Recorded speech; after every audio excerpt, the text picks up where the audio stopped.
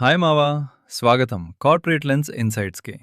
ITR filing 2026 salaried ఎంప్లాయీవి అయితే ఈ వీడియో నీకు మస్ట్. డెడ్లైన్ మిస్ అయితే రూ. 5,000 పెనాల్టీ వస్తుంది.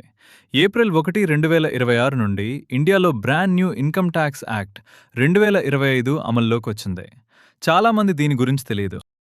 కానీ గుడ్ న్యూస్ ఏంటంటే FY 2025 నుంచి 26 వరకు టీఆర్ మాత్రం పాత ఇన్కమ్ ట్యాక్స్ యాక్ట్ 1961 కింద ఫైల్ చేయాలి.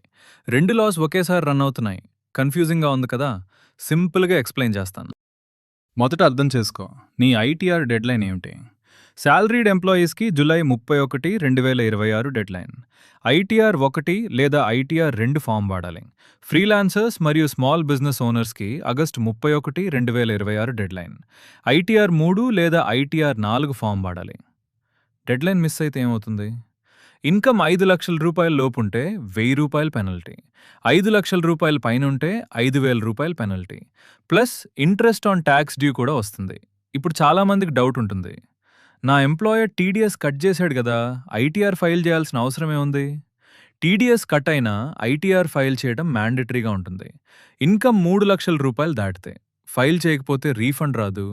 లోన్ అప్లై చేయడానికి ఇన్కమ్ ప్రూఫ్ ఉండదు. ఐటీఆర్ ఫైల్ చేయడానికి ఏం కావాలి? 4 డాక్యుమెంట్స్ రెడీ చేసుకో. Document 1, form 16. మీ ఎంప్లాయర్ జూన్ 15 లోపు ఇవ్వాలి, లేకపోతే హెచ్ఆర్ దగ్గర ఈమెయిల్తో రిక్వెస్ట్ చేయి. డాక్యుమెంట్ 2, ఫామ్ 26 ఏఎస్ మరియు ఏఐఎస్. incometax.gov.inలో లాగిన్ చేసి డౌన్లోడ్ చేయొచ్చు. మీకెంత టీడీఎస్ కట్ అయిందో ఇందులో ఉంటుంది. డాక్యుమెంట్ 3, bank statements. Savings account interest కూడా ఇన్కమ్గా డిక్లేర్ చేయాలి. చాలామంది మిస్ చేస్తారు. Document 4, investment proofs.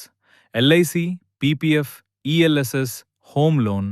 సెక్షన్ 80Cలో 1.5 లక్షల రూపాయల వరకు డిడక్షన్ క్లెయిమ్ చేయొచ్చు. Old tax regime versus new tax regime, ఏది చూస్ చేయాలి? న్యూ ట్యాక్స్ రెజీమ్లో లోవర్ ట్యాక్స్ రేట్స్ ఉన్నాయి కానీ డిడక్షన్స్ లేవు.